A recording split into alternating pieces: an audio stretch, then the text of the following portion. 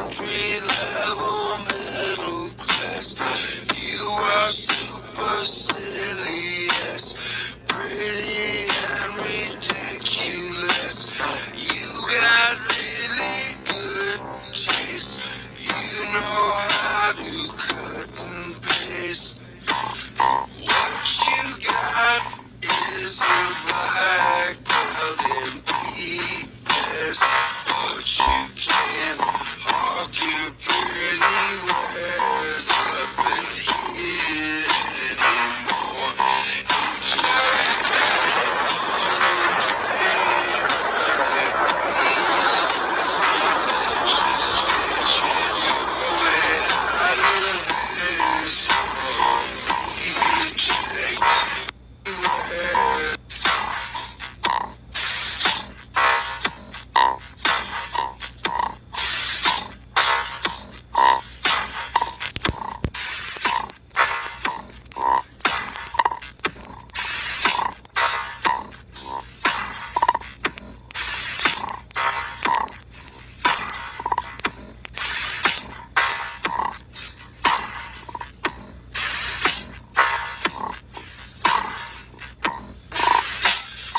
You know how to get what you want, don't you? Would you not say that you agree, baby? You really think that you can school me in semantics? I can't recommend that, baby. I see through your antics. You think you're mysterious. You cannot be serious. You got lots of time to think of new ways to deceive yourself. You are Calipigian, but look at the state you're in. You got really nice clothes, bet you didn't pay for those. What you got is a black belt in BS, but you can't hawk your pretty wares up in here anymore. Hit your head on the playground at recess, and just get your way out of this one. Reject. Yes, I do. I love you. I hope this puts a smile on your face, 'cause somebody loves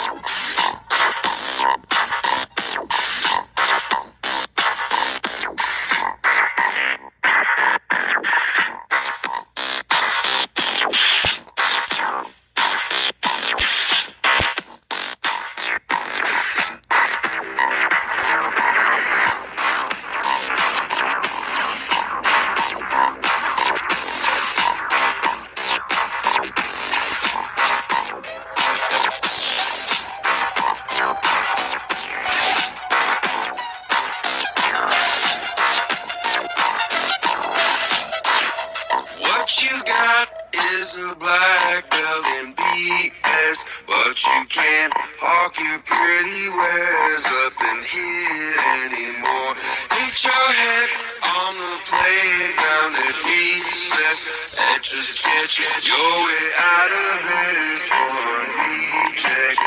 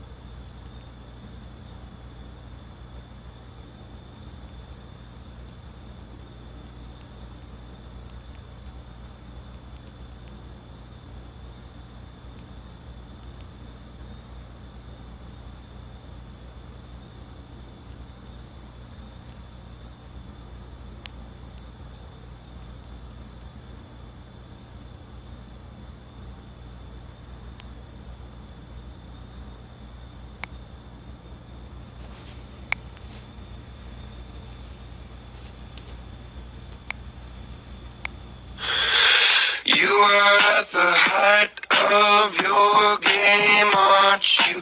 Would you not say that you agree, baby? Out of this life, is this a place?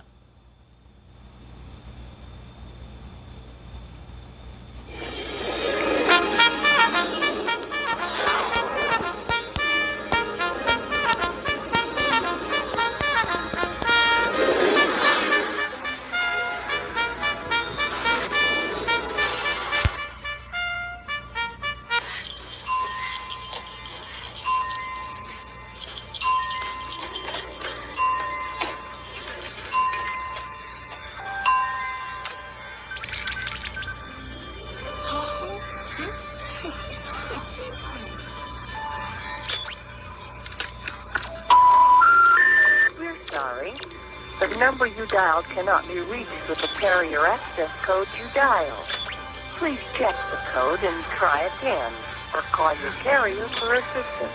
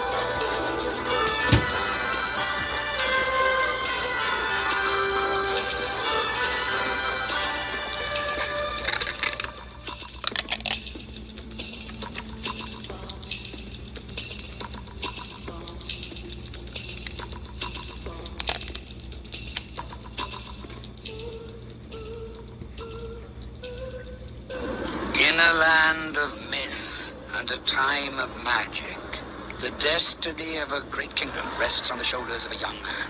His name is Patrick. So Patrick is well aware of the importance of intellectual property. Piling bile and vitriol on people in YouTube and online, in those who are behind avatars, behind pseudonyms. We have to be a lot more honest about, these are error bars, these are statistical uncertainties. And the reason that doesn't happen as much as it does, well, first of all, is getting the message out there and making it simple and easy to digest. But moreover, the entire research publication process is what gets your paper published in one of those high-end journals. It's not the rigor of the science, it's the newsworthiness. And what do you need for newsworthiness? You need nice, simple, straight-jacketed messages. This is right across the board. But there's a general evolution towards doing much more applied, much more near-term, much more near-market research. I think the interesting thing is for most academics, or at least academics of my generation, we balk against anonymity, because the important thing is you sign your name off on a piece of research, you put it out there, and you stand by that piece of research and you defend it. Am I arguing that anonymity is a bad thing? No, of course. We can all point to examples where anonymity is a very important thing. From day one of the internet is where somebody will hide behind a pseudonym and an avatar and complain about somebody else being a delicate flower and slag them off and abuse them, all the while they're hiding behind anonymity. And I can almost hear the rattle of keyboards now as people furiously type away. If there's one thing that really ruffles people's feathers, is the suggestion that maybe you need to think about sort of anonymity in general.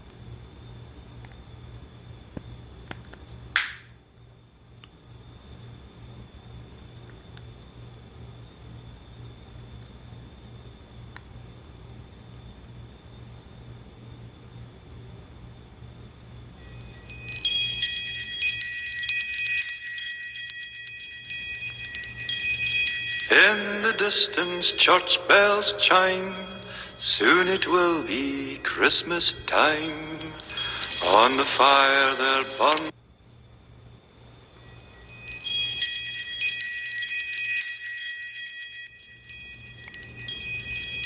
In the distance church bells chime, soon it will be Christmas time. On the fire there burns a Yuletide log.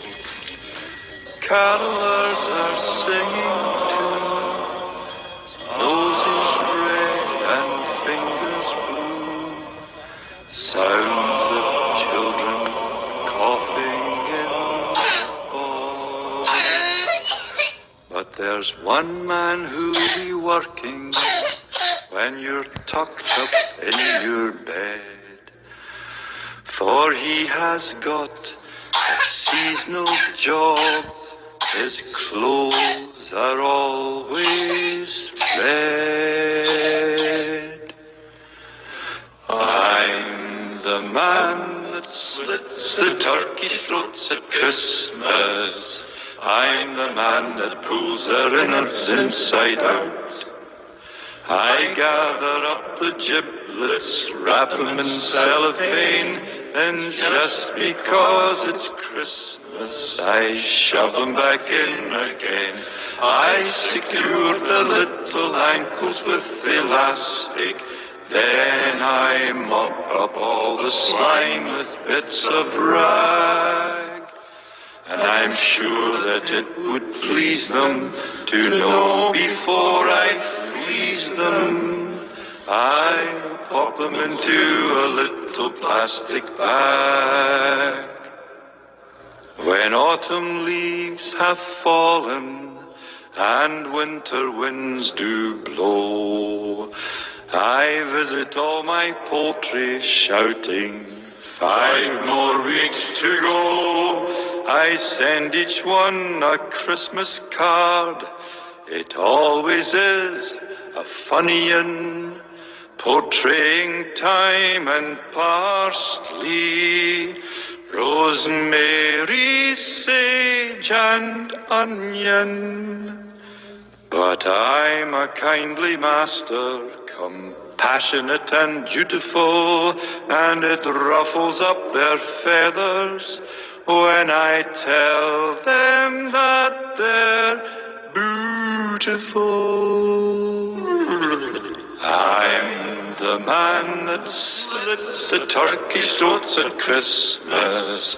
I'm the man that pulls their innards inside out. I gather up the giblets, wrap them in cellophane, and just because it's Christmas, I shove them back in again. I secure their little ankles with elastic, then I mop up all the slime with bits of rag. And I'm sure that it would please them to know before I freeze them, I pop them into a little plastic bag. Some people say I'm cruel, some say that I'm insane. But methods I've adopted are really quite humane. I kill them, draw them, pluck them. It's the best way I have found. Unless I feel vindictive when I swap the system round. With my hand stuck up a turkey, it's not a pretty sight, but they die with smiles upon their beaks to tell me it's all right. I'm the man that slits the turkey's throats at Christmas. I'm the man that pulls their innards inside out.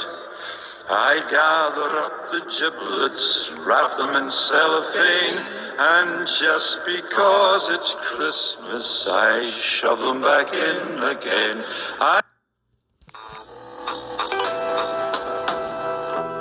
Hi guys, welcome to Wicked Movie Channel. This time we prepared the top of the best crime thriller.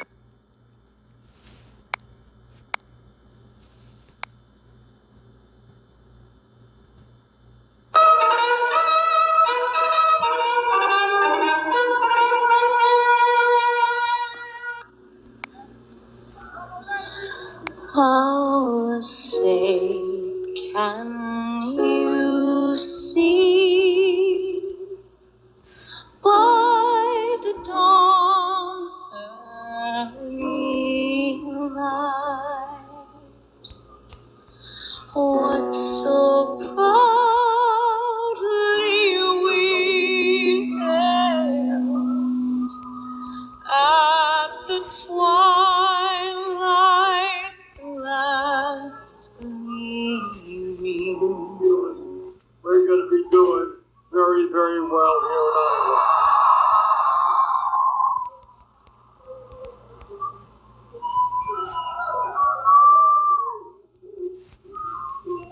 And the message that Iowa has sent to the nation, the message shared by the American people, is that we want a government that represents all of us, not just wealthy campaign contributors and the 1%.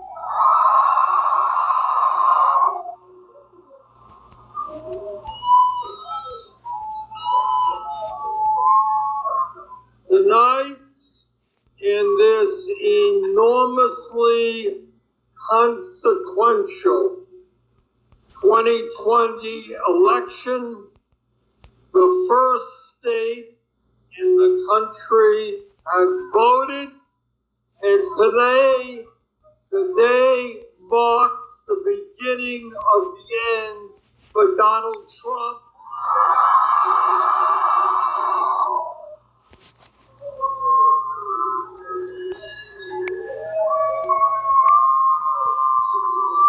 The most dangerous president. We're just kidding around. This guy is clearly dead. You know, no matter what our political views may be, the people of America understand we cannot continue to have a president who is a pathological liar, who is corrupt, who does not understand our Constitution, and is trying to divide our people up based on the color of their skin, based on their religion, their sexual orientation, or where they were born. Humanity will be heard. Okay.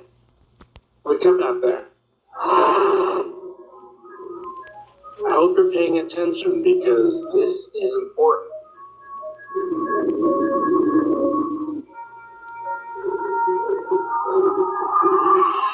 This is our planet. A century of Earth's radio transmissions has now watched over thousands of other star systems, carrying with it some of our greatest broadcast masterpieces, as well as our worst reality TV.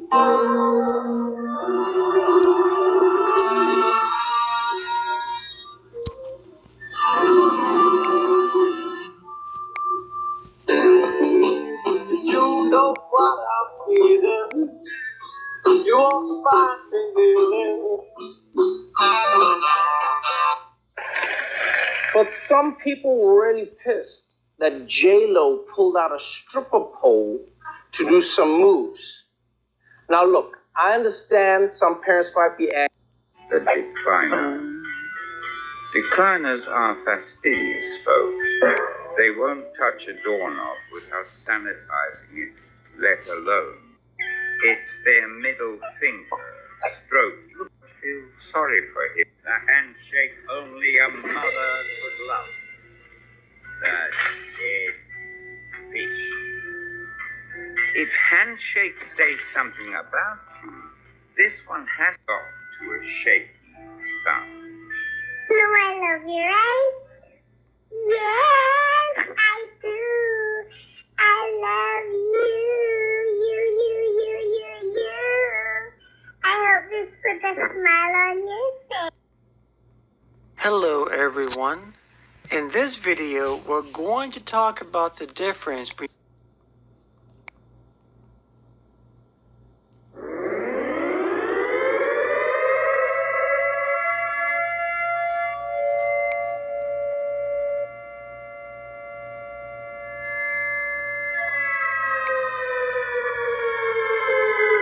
If you're in business, you shake a lot of hands. So what does your handshake say about you and the people you're doing business with?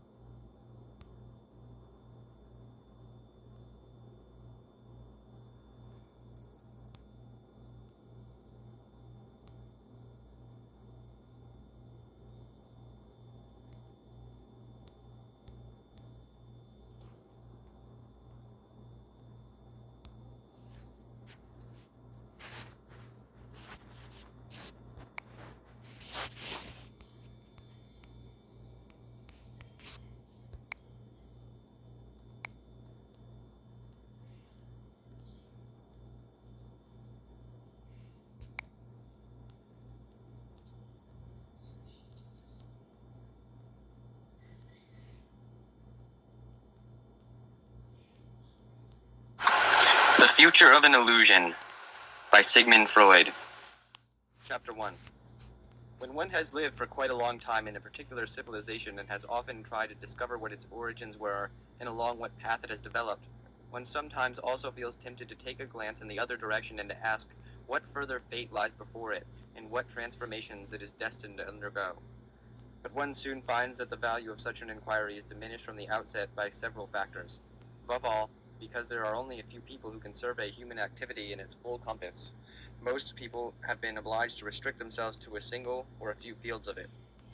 But the less a man knows about the past and the present, the more insecure must prove to be his judgment of the future. And there is the further difficulty that precisely in a judgment of this kind, the subjective expectations of the individual play a part which it is difficult to assess, and these turn out to be dependent on purely personal factors in his own experience, on the greater or lesser optimism of his attitude to life, as it has been dictated for him by his temperament or by his success or failure. Finally, the curious fact makes itself felt that in general people experience their present naively, as it were, without being able to form an estimate of its contents. They have first to put themselves at a distance from it. The present, that is to say, must have become the past, before it can yield points of vantage from which to judge the future. Thus, anyone who gives way to the temptation to deliver an opinion on the probable future of our civilization will do well to remind himself of the difficulties I have just pointed out, as well as of the uncertainty that attaches quite generally to any prophecy. It follows from this, so far as I am concerned, that I shall make a hasty retreat before a task that is too great, and shall promptly seek out the small tract of territory which has claimed my attention hitherto, as soon as I have determined its position in the general scheme of things. Human civilization. Just let me know.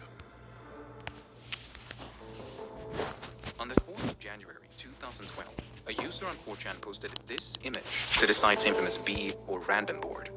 The anonymous author, who went by the 4-digit pseudonym 3301, challenged users to uncover a message hidden within the image. Unbeknownst to those who stumbled across it, someone had just set in motion one of the most elaborate scavenger hunts the internet has ever seen.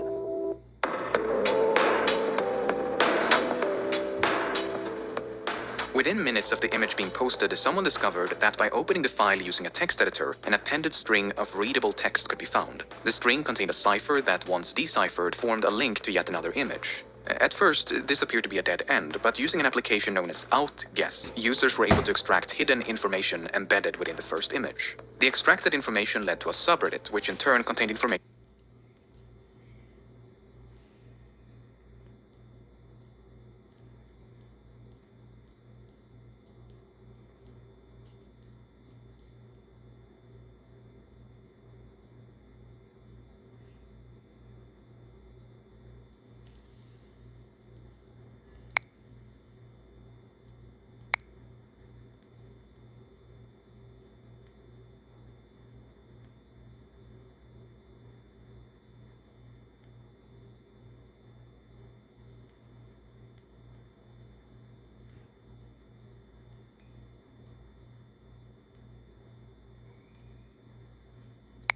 The International Criminal Police Organization was founded in 1923 as a multinational crime-fighting force. The first countries to join were Austria, Belgium, China, Egypt, France, Germany, Greece, Hungary, Italy, the Netherlands, Poland, Romania, Sweden, Switzerland, and Yugoslavia. The UK was soon on board, and currently, Interpol's own website says its network spans 190 nations. Its mission, as you probably know, is to prevent crimes and track down criminals all over the world. That could be related to drug trafficking, environmental crimes, organized crime, terrorism, cybercrime, or even just going after a single person who committed a crime and went on the run. These people are sometimes caught decades after the original transgression. Today, we'll see who's presently under Interpol's spotlight in this episode of the infographic show, Interpol's Most Wanted Americans in 2018.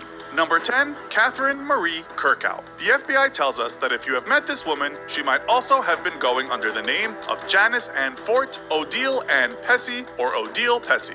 What did she do? She was involved in the hijacking of Western Airlines Flight 701 from LA to Seattle in 1972. She and an accomplice said they had a bomb and demanded $500,000. That's about $3 million in today's money. The pair flew to Algeria and were given political asylum, but soon moved on. Where this former member of the Black Panthers is now is a mystery. This is about as light as it gets from here on out. Number 9, Prakshanand Saraswati. This spiritual leader founded the Radha Madhav Dam, a spiritual organization based in Texas. The organization has no ties whatsoever with the founder now, and that's because in 2011, he was convicted of 20 counts of child molestation. He was given 280 years to serve behind bars, but the writer of 9 books on Hindu ethics was sentenced in absentia when he wasn't there because he seemed to vanish into thin air. It's believed that he was helped by some of his followers to get into Mexico, and from there, he traveled.